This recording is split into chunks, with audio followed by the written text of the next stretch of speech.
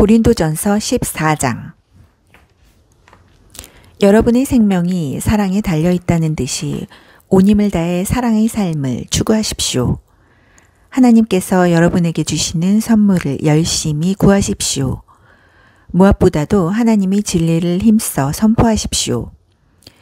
여러분이 자기만 아는 방언으로 하나님을 찬양하면 하나님은 알아들으시지만 다른 사람들은 알아듣지 못합니다. 여러분이 하나님과만 사귐을 갖고 있기 때문입니다. 그러나 여러분이 일상의 언어로 하나님이 진리를 선포하면 여러분은 다른 사람들도 그 진리에 참여하도록 한 것입니다. 그러면 그들도 자라고 튼튼해져서 여러분과 함께 그분의 임재를 경험하게 될 것입니다. 자기만 아는 기도의 언어로 기도하는 사람은 거기서 많은 것을 얻겠지만 하나님이 진리를 누구나 알아들을 수 있는 말로 선포하는 사람은 온 교회를 성숙시키고 튼튼하게 합니다. 나는 여러분 모두가 기도로 하나님과의 사귐을 발전시키기를 바랍니다. 하지만 거기서 멈추지는 마십시오. 다른 사람들을 찾아가서 하나님의 분명한 진리를 선포하십시오.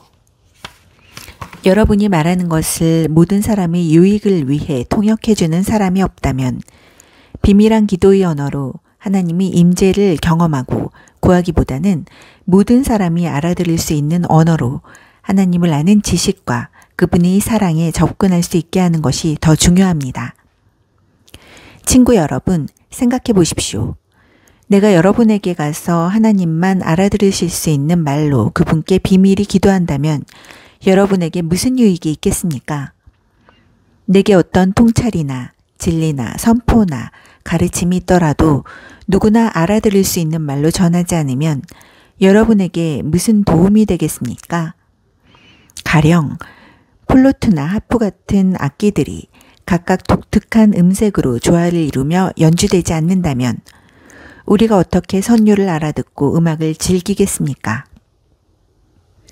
나팔 소리가 다른 악기 소리와 구분되지 않는다면 어떻게 전투 계시를 알릴 수 있겠습니까?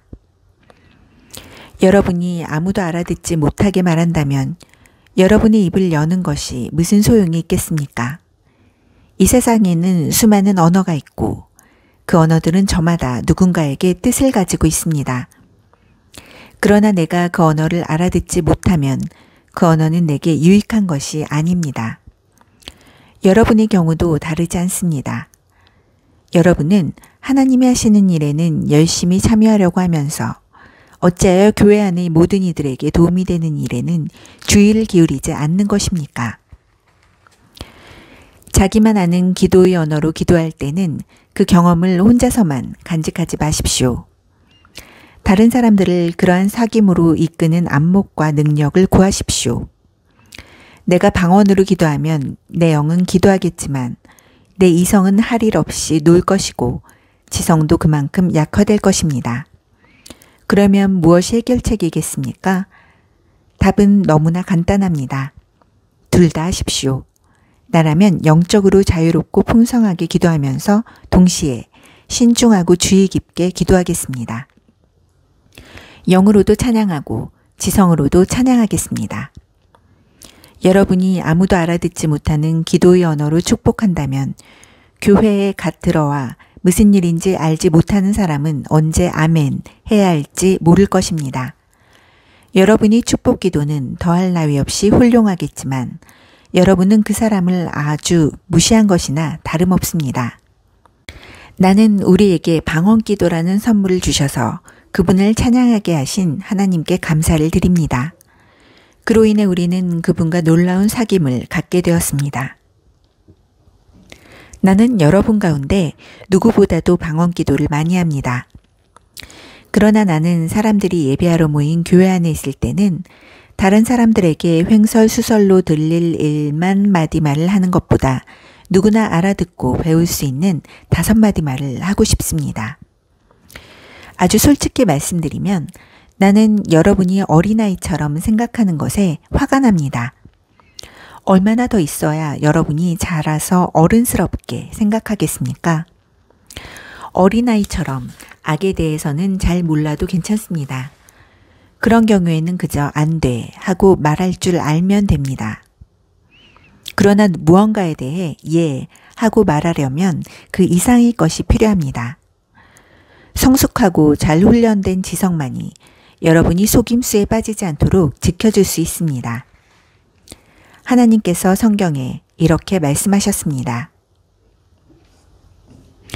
내가 낯선 방언과 낯선 사람의 입술로 이 백성에게 전해도 그들은 귀 기울여 듣지도 않고 믿지도 않을 것이다.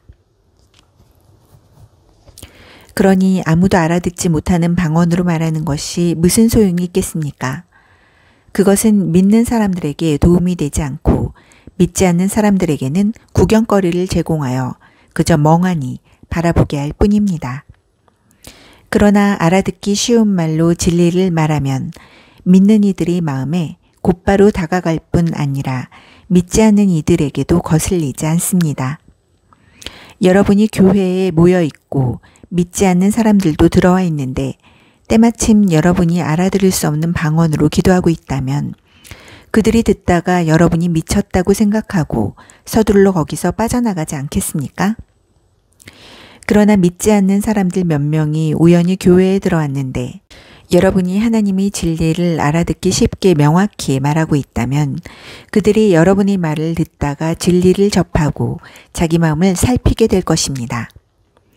어느새 그들은 하나님 앞에 엎드려 하나님께서 여러분 가운데 계심을 인정하게 될 것입니다. 나는 여러분이 이렇게 하면 좋겠습니다. 예배하러 모일 때는 각자가 전체를 유익하게 할 만한 것을 준비하십시오. 찬송을 부르거나 가르치거나 이야기를 해주거나 기도를 인도하거나 영적으로 깨달은 것을 나누십시오. 방언으로 기도할 때는 두세 사람까지만 하되 그것도 여러분의 말을 통역할 사람이 있을 때에만 하십시오. 통역할 사람이 없거든 하나님과 여러분 사이에서만 하십시오. 모임에서는 두세 사람 정도만 말하고 나머지는 귀 기울여 듣고 마음에 새기십시오. 한 사람이 독차지하지 말고 차례를 지켜 말하십시오. 그리고 말하는 사람은 각자 기회를 얻어 하나님으로부터 받은 특별한 것을 말하십시오. 그러면 여러분 모두가 서로에게서 배우게 될 것입니다. 말하기로 한 사람은 말하는 방식과 시간까지 책임지십시오. 우리가 바르게 예배하면 하나님은 우리를 무질서에 빠뜨리지 않으십니다. 하나님은 우리를 조화로 이끄십니다. 이것은 모든 교회에 예외 없이 해당하는 사항입니다. 아내들은 귀 기울여 들어야 할 시간에 이야기하거나 집에서 남편에게 물어봐도 될 질문을 던지면서 예배를 혼란스럽게 해서는 안 됩니다. 예배 시간에 지켜야 할 예절과 관습은 하나님의 율법이 적혀있는 성경책이 지도해 줄 것입니다. 아내들은 예배 시간을 이용해 자기가 하고 싶은 말을 하려고 해서는 안 됩니다. 여러분, 여자든 남자든 자신이 옳고 그름을 판단하는 거룩한 예언자라도 된다고 생각하는 것입니까? 모든 것이 여러분을 중심으로 움직인다고 생각하십니까? 여러분 가운데 어떤 사람이 하나님께로부터 할 말을 받았거나 할 일을 받았다고 생각한다면 내가 쓴 이 글을 유의해서 보십시오.